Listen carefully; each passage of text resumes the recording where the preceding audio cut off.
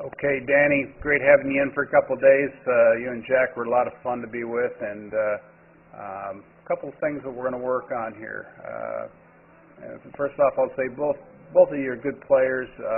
Helping you develop your technique is certainly something that I enjoyed, and giving you some good feels and thoughts on how to improve your overall golf swing is something that I think with good repetition of practice, some of the drills I give you, it's going to really encourage better ball striking, more consistent ball striking.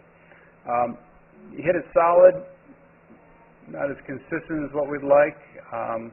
Got a few moves going on right here, my man, just kind of like a good Swiss watch. When we put it all together, it works quite nicely. If it gets a little out of sync, it doesn't score up very well. So, and I saw some of that on the golf course, when you lost your rhythm, especially. So there's a lot of good things I see here. First, I like the way of your order of motion. You're doing a good job of getting that lower body starting the forward, the downswing and the forward motion. Good lower body plant, arms delivered down. Now, you are getting that club a little bit wrapped around you going away. You can see it that club is bearing towards the wall right there. And we lost our right arm. See how the left rolled over the right very quickly on the start of this backswing. If I just pull up just a model, any tour player that we look at right here, here's a guy, pretty good golf swing, Kyrgios. You'll notice that as he moves away at the same position you are with your arms, you can see how his right arm is on top of his left. That shows us that it's a little bit more together, a little bit more of a turn back with certainly a lot more hinge of the club early.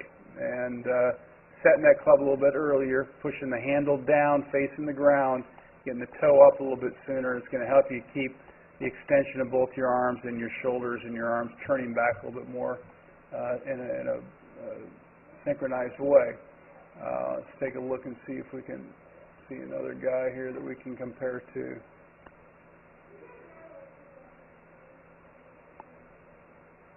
Let me find another front-on view here.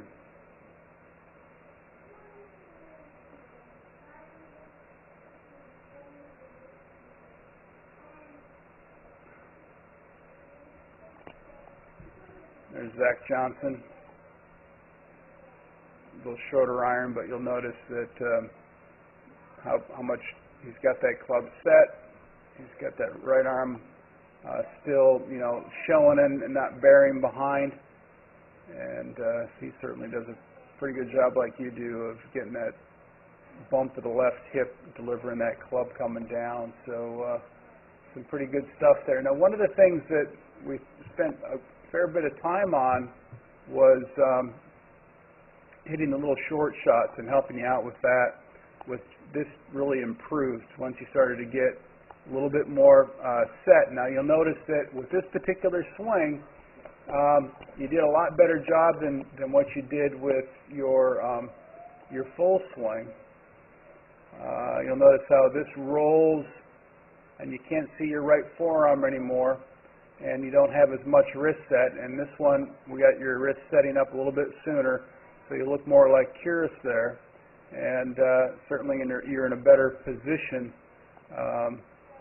at that particular point. So there's your left arm rolled over your right. There's the hinge of the wrist and a little bit more turn back look, which gives you the ability then to have a much better angle of approach coming down and in. And at this particular point, just feel like you turn everything through together. And this part's getting much better right here. I would just encourage the feeling. You got good extension as you're coming into the strike. Feel like you keep your arms extending. You're just kind of tugging in, pulling in a little bit instead of getting the extension outward. So extension will help you with rotation.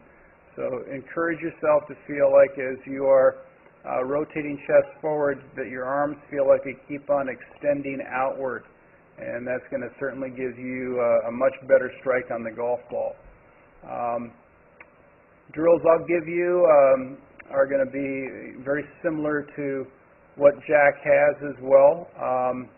One is going to be just a core foundational drill, getting the feels for that, and then the other one we're going to do is I'm going to give you one with arm swing so you get a good feel for that. And look forward to hearing back from you guys. I'd love to hear about your progress, and until next time, happy golfing.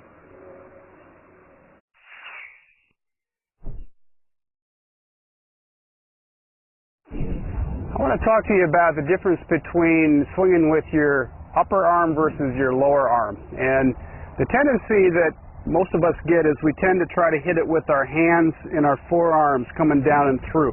And when we do that, we get tight. When we get tight, it really restricts the club from swinging. You're not going to be able to get your acceleration. The other thing that tends to happen is it causes the club to swing off its plane and me to come out of my posture position. So what do I want to feel? Well, on the backswing, you certainly want to feel that your supinator on your right is helping you swing the club head back, which is your forearm. That'll help you get onto plane. On your forward motion, instead of it being the forearms and hands working, they should be as soft as can be. It's really the upper arms that are working. So what does that feel like? Well, if I just take my forearms out of it and I move down and through like this with my upper arms, you notice that as I am moving my upper arms, it brings my body pivot along with it. It allows me to stay in my posture and release through. So what's different from that than your shoulders? Well, the shoulders, if they just start to move, the tendency would be to move and lunge forward. So I would prefer to feel like my upper arms, which if I just take the club and I put it up in front of me like this, and I start the feeling of my downswing being with my upper arms, it allows for me to be able to let the club swing and follow the arms. The arms are going to be moving around my body and allow me to stay in my posture. That's going to give me my best strike, and it's going to allow my lower arms to feel relaxed so that they can have natural speed working for them instead of trying to use tension. That allows me to stay in my posture and make a really good strike like that. So practice this feeling of your upper arms leading the forward motion. It's going to help you stay in your posture and accelerate the club without tension. So until next time, happy golfing.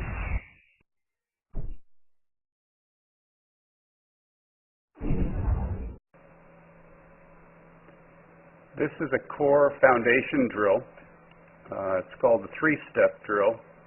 And what I'm going to demonstrate here is very specific positions in which we want to feel, sensations we want to feel, and in warming up, it would be recommended that you begin by getting your core foundation feels ingrained before you actually start executing shots.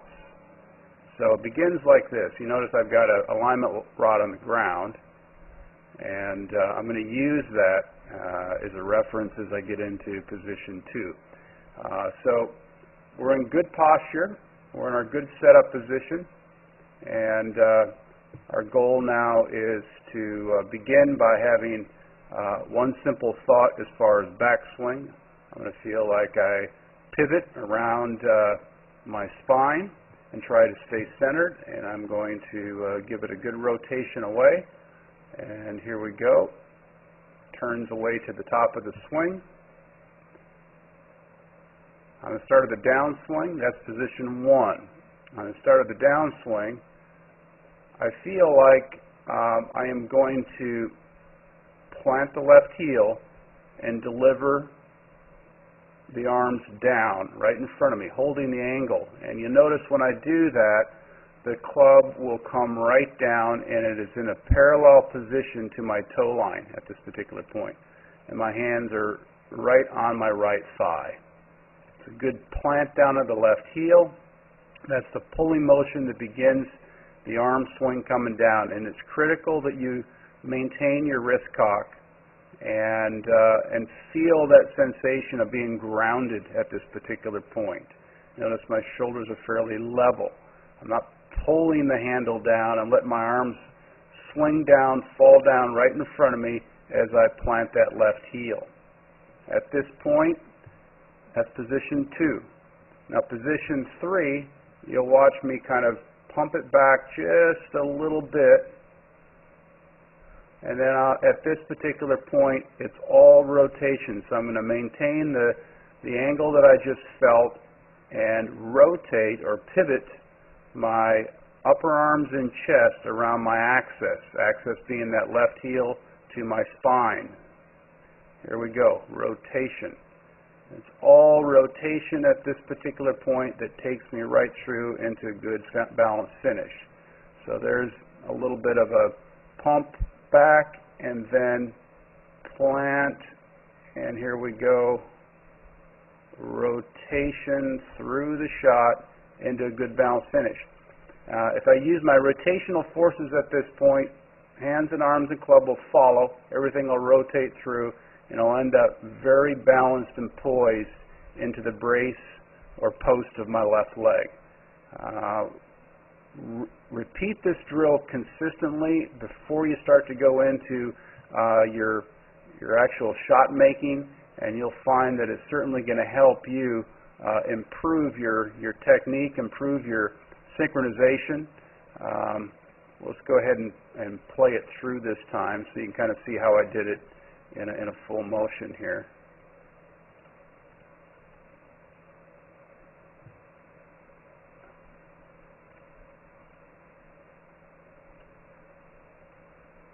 Here it goes.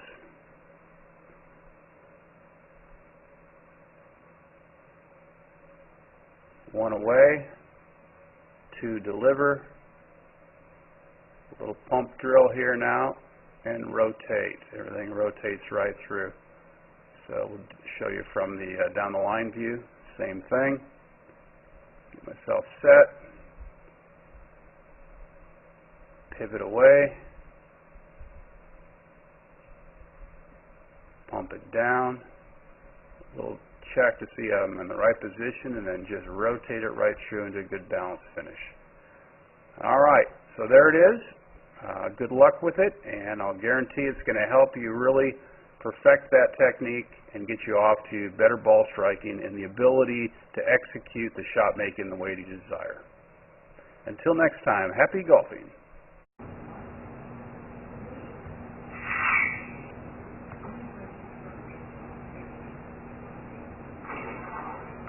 This week's instruction is on driving accuracy. I got a very challenging hole here at Shingle Creek. It's the number 3, and you can see I have water all the way down the right-hand side. I have out of bounds down the left-hand side. It's quite a challenging hole, and you have to be precise with where you hit this ball. Now, the beauty out here is we have 150 markers, and you can see it in the middle of the fairway in the distance. That's a pretty good line, very good line, as a matter of fact. It's right at the angle turn on this hole. And the evil of either one is going to be on the left side. If I pull it and I knock it out of bounds, I'm going to have to re-tee here again. It's another lock and load. So if I was to err, I want to err with a fade. I want to move away from the trouble on the left-hand side and move more towards the right. Obviously, I want to try to keep it in play, not go in the water. So I'm going to start this ball towards the bunker, to the left of that 150 marker, and I am going to intentionally try to move the ball a little left to right with this breeze. That's the best play for me. It's going to help me be as accurate as I possibly can with a little fade. And you have to go with your strengths here. This is the feeling that I have when I get on this tee, that's going to be the best movement of the ball for me. So now as I rehearse, I want to give myself that sensation. And I want to make sure I can still feel like I get a good release going through, so you notice I'm making good swings going forward, or I'm allowing the toe to swing up, putting good rhythm into my movement in rehearsal. All the way to a good balanced finish. Now I'm ready to go. I'm going to walk in, keep my eyes focused on the spot, set up, and execute.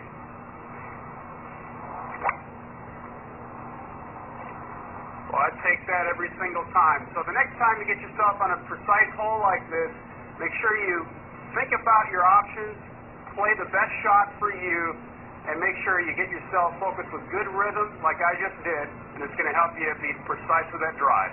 So until next time, happy golfing.